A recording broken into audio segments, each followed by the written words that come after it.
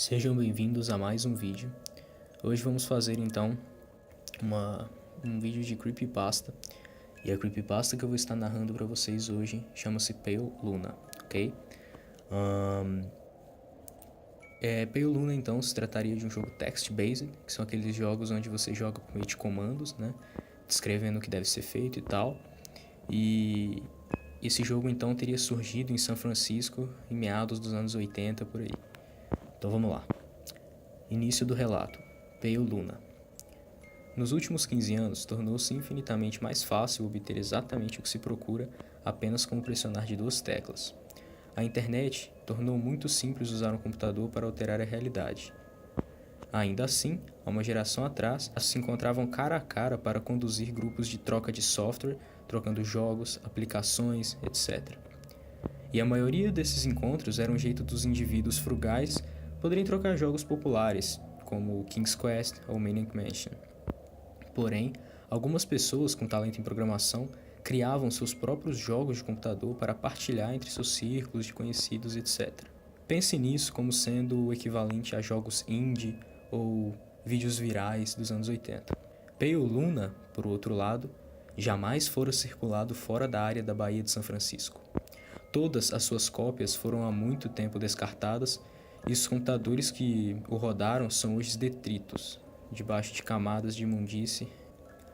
Fato este que é atribuído a um número de escolhas de difícil compreensão feitas pelo criador do jogo.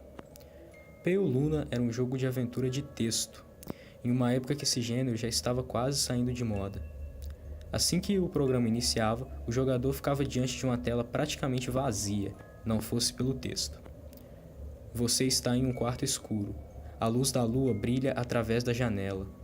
Tem ouro no canto, juntamente com uma pá e uma corda. Há uma porta a leste. Comando. Assim começava o jogo.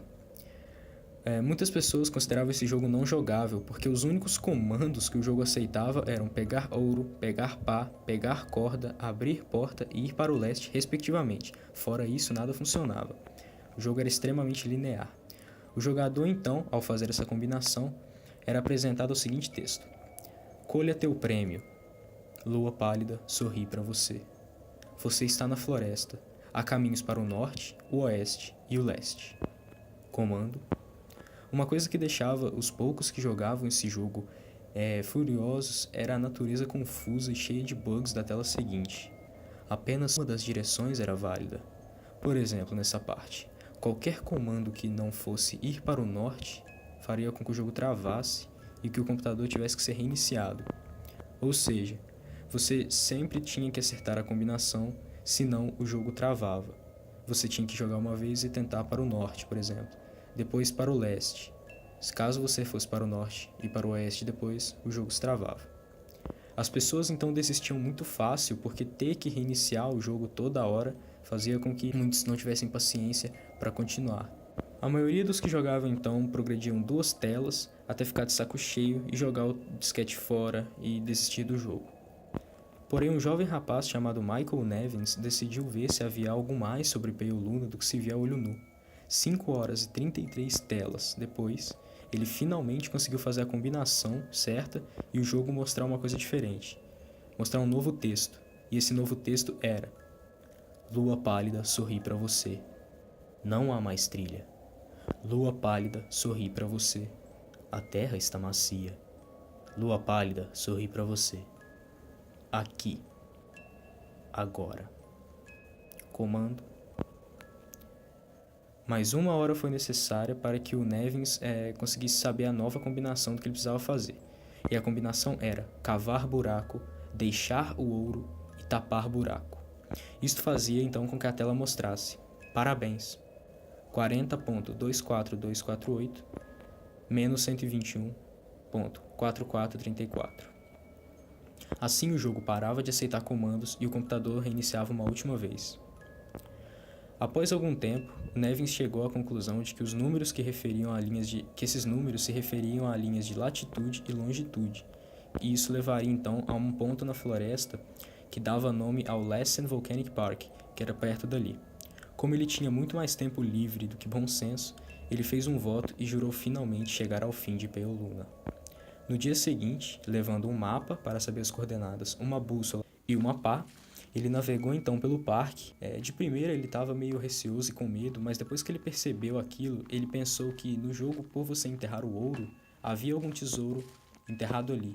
Alguém deixou um tesouro e esse jogo serviria então para que alguém pudesse ter essa recompensa. Ele então continuou a andar, seguiu a trilha, até que ele chegou então num ponto onde a terra era macia, e ele decidiu que era ali. Ele começou a cavar muito animado, e uma coisa lhe chamava a atenção, a maneira com que a lua brilhava naquele dia. Lua pálida, sorri para você, ele entendeu, e começou a cavar muito rápido, até que ele descobriu do que se tratava o tal tesouro. A cabeça de uma garotinha loira em decomposição se encontrava ali. E ao ver aquilo iluminado pela luz da lua, começou a entender o real propósito daquele jogo. Ele comunicou às autoridades, que identificaram a garota como Karen Paulsen, de 11 anos.